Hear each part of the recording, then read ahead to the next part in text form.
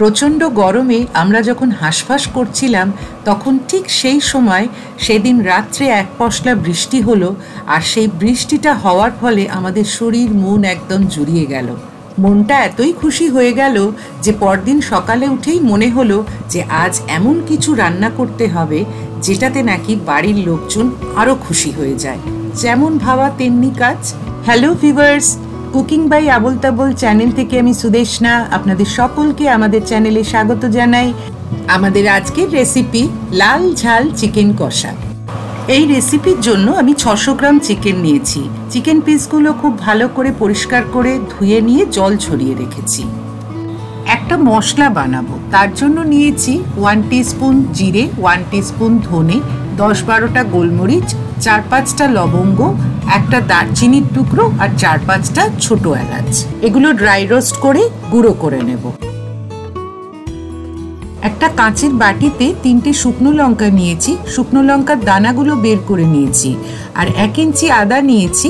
এগুলো সব গরম জলে ভিজিয়ে রেখেছি, একটা পেস্ট বানিয়ে নেব। 3টে মিডিয়াম সাইজের পেঁয়াজ ফাইন করে কেটে নিয়েছি। এক্ষেত্রে পেঁয়াজ যত ফাইন করে স্লাইস করবেন গ্রেভিটা তত ভালো হবে। 3টে চেরা কাঁচা লঙ্কা নিয়েছি। একটা বড় টমেটোর খোসা ছাড়িয়ে দানা বার করে কুচিয়ে নিয়েছি।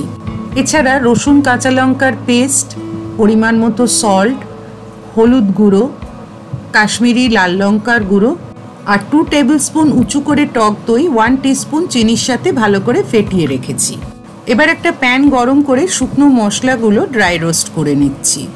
খুব সামান্য একটু সল্ট অ্যাড করলাম। কিছুক্ষণ নাড়াচাড়া করার পর যখন দেখা যাবে একটা সুন্দর গন্ধ বেরোচ্ছে তখন বুঝবো মশলাটা রেডি হয়ে গেছে। এবার একদম রুম টেম্পারেচারে এনে এটাকে গ্রাইন্ড করে নিচ্ছি। মশলাটা হয়ে গেছে গ্রাইন্ড করা। এবার একটা কড়াইতে কিছুটা সর্ষের তেল গরম করে নিচ্ছি। তেল গরম হয়ে গেছে, এবার চেরা কাঁচা লঙ্কা আর কুচিয়ে রাখা পেঁয়াজগুলো দিয়ে দিলাম। পেঁয়াজের কালারটা হালকা চেঞ্জ হওয়া পর্যন্ত এইভাবে মিডিয়াম ফ্লেমে ভাজতে হবে। এই রান্নায় রসুনের পরিমাণটা একটু বেশি লাগবে, তাই রসুন কাঁচা লঙ্কা বাটা দিলাম 1.5 টেবিল চামচ। আর যেহেতু এটা চিকেন কষা তাই ঝালের পরিমাণটাও কিন্তু একটু বেশি হবে। এবার পরিমাণ মতো সল্ট দিচ্ছি। পেঁয়াজ আর রসুন কাঁচা লঙ্কা বাটাটা খুব ভালো করে কষিয়ে নিচ্ছি। গরম জলে ভিজিয়ে রাখা শুকনো লঙ্কা আর আদাটা যে বেটে রেখেছিলাম সেটা এবার দিয়ে দিলাম। পেঁয়াজ, আদা, রসুন সবকিছু খুব ভালো করে কষিয়ে নিচ্ছি যতক্ষণ পর্যন্ত না কাঁচা গন্ধটা চলে যাচ্ছে। এবার এর মধ্যে কুচিয়ে রাখা টমেটোটা দিয়ে দিলাম। টমেটোটা নরম না হওয়া পর্যন্ত খুব ভালো করে সবটা কষিয়ে নিচ্ছি। রান্নাঘরে যারা নতুন তাদের জন্য বলছি, এই মশলা কষানোটাই কিন্তু প্রধান ব্যাপার রান্নার। তার কারণ যদি মশলার কাঁচা গন্ধ থেকে যায় তাহলে কিন্তু খেতে একটুও ভালো লাগবে না।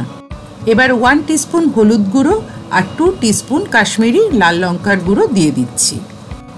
আমরা শুকনো লঙ্কার গুঁড়োটা খাই না রান্নায়, আপনারা যদি কেউ সেটা খেয়ে থাকেন এই সময় কিন্তু অ্যাড করতে পারেন।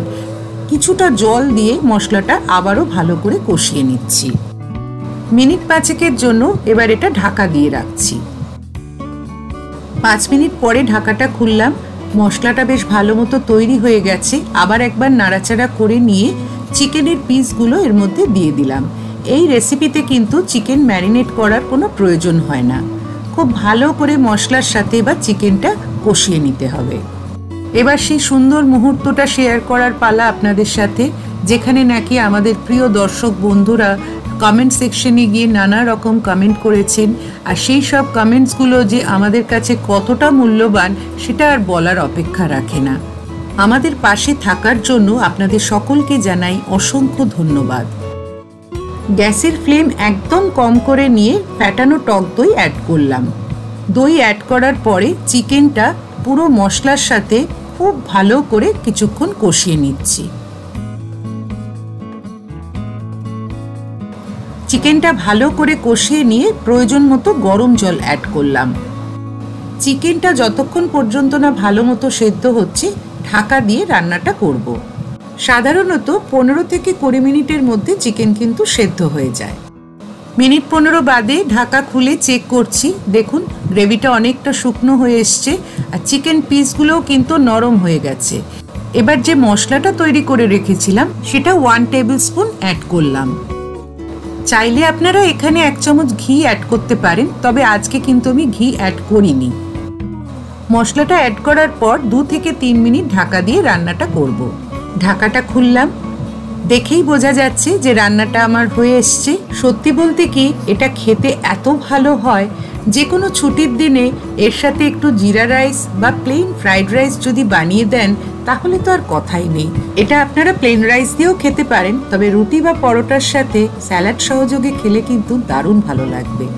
আজকের মতো আমার কাজ তবে শেষ। আপনারা সবাই খুব ভালো থাকবেন। Thank you.